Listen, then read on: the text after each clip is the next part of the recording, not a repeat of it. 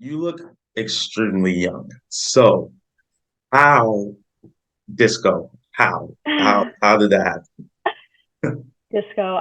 Honestly, from a young age, I was a singer, dancer, actor, literally from the age of 6. And I was that weird 6-year-old, 7-year-old, 8-year-old, 9-year-old that gravitated towards um, the Hollywood, the silver screen greats, the Hollywood greats. Some of them were Liza Minnelli, her mother, Judy Garland. Like it was not something that was totally normal for a child. Hmm. And my parents, well, first of all, they loved it. They thought it was awesome. But they really honed in on it. And I really, basically, they threw me into musical theater. And that musical theater journey throughout my young years and my teen years, that really, really honed in my musical styling taste. And so I started listening, in the teen years, I started listening to Donna Summer, the Bee Gees, Hmm. like Gloria Gaynor, all of these beautiful, incredible, not only legends, because they really, really are icons of the time, but people that transformed the music of the time. So yes, I mean, I was going from, 30s and 40s and loving jazz and even, R&B and Motown.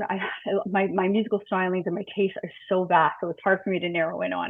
Right. But that whole generation of disco stars really resonated with my singing and dancing, and so I think that's where it started, honing in and being like, I want to be a disco star. I want to do what they did in Studio 54. Maybe it was an idyllic dream, or something that I still dream about to this day, to this moment. But it was something that definitely pushed me to do something pretty outside of the box that we're not hearing today, although we Right. heard it back then, right? Yes. So it was cool. It was cool. I thought it was cool. I think it's cool. So when you first started doing music in a recording in a studio setting, did you start like I want to do disco or did you start somewhere else and then transition? This is such a funny story. So no, it actually, we were kind of playing with my sound and seeing, where I because I told you I have a vast musical styling. So my producer and I are like, where are we going to put you? You like a lot, All you right. know a lot, Like let's figure this out. um like, yeah, we have to hone this in, baby, and we can't do, like, I mean, later on I could do a compilation album and maybe I'll do that.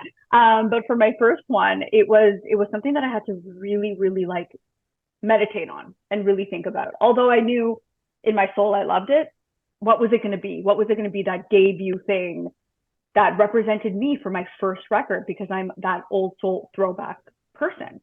And so I sat down with my producer one time. I came in and I'm like, I got it. And I laughed because I was, he kind of looked at me like, what is it, Vivian? What is it What are gonna you up be? to today? What do you what And I said, and I looked at him and I paused and I said, disco.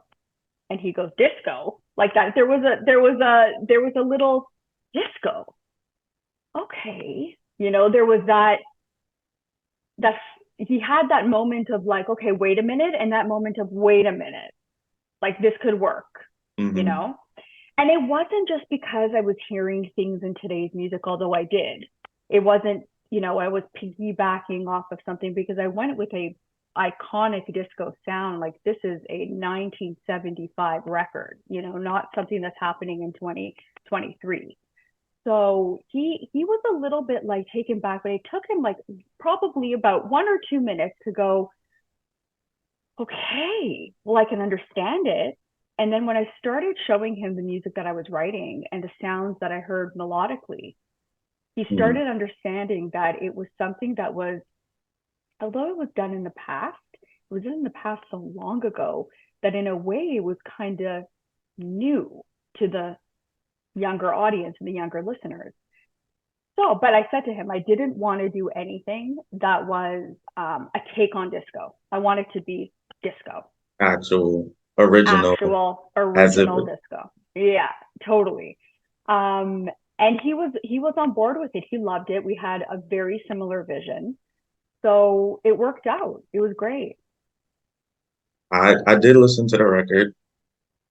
It was the amazing part for me was, like you said, I wanted to say, I went into it like disco. I wanted to say, I'm going to listen to this and I'm going to know where this came from. And I listened to it and I said, this is an original record. This is like, this is its own thing, but it's disco. But it's now, but it's disco. So whatever it was, you accomplished that mission because Thank you. it is not any other disco record, but it is disco, which is Thank great. And Thank you. Oh my God. We never discussed this before. So this is so this is a big compliment to me. I really that really means a lot to me, honestly, because that's what I set out to do. And this record took about 3 years to put together. wow. So, it was a big piece, a very big commitment, which any record should be for any artist that takes their music seriously. Um, but there was that pressure because it was my first record. Although I was performing my entire life on stages since a very, very young age, this was my first piece that I created on my own as a solo artist. So I Oh, mean, wow. yeah. So this was like it was very emotional for me. A very like a big step for me in my career. Oh, that's amazing. Yeah. So, are we getting a whole project, a disco project, a whole album full, or where are we going with this? Yes, yes. It is an 11 song record. Um, you know, full disco, like we said. I am slowly releasing it. Currently, I have two out. I did a little pause for the holiday season only because it's the holiday season.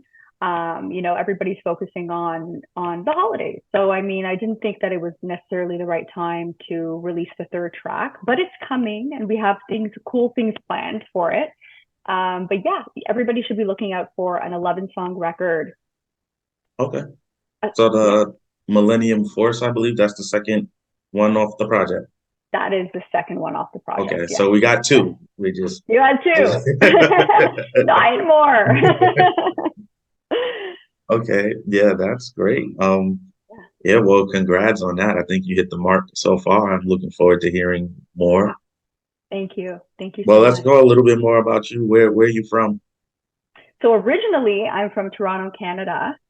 Mm. My parents are Eastern European, Hungarian, Romanian. So a little tidbit about me is that I speak Hungarian fluently, but nobody knows that. Oh, really? Only Well, my close friends know. someone's gonna know now. Now everybody's gonna know now. But yeah, I speak Hungarian fluently. A cool fact about me is that my parents, I was born in Canada, but my in Toronto, but my parents taught me Hungarian prior to learning English. So when I went to like daycare and nursery school, they needed to have a Hungarian teacher there to be able to communicate with me. Wow. So English As is actually your second language. it's my second language from like three. So I mean, like, there's no memory of that. Right. But I was like an immigrant that was born in Toronto, like But yeah. you know what I mean? It was comical. So my parents told me that not recently, but like more in my older years, and I was like, that's funny.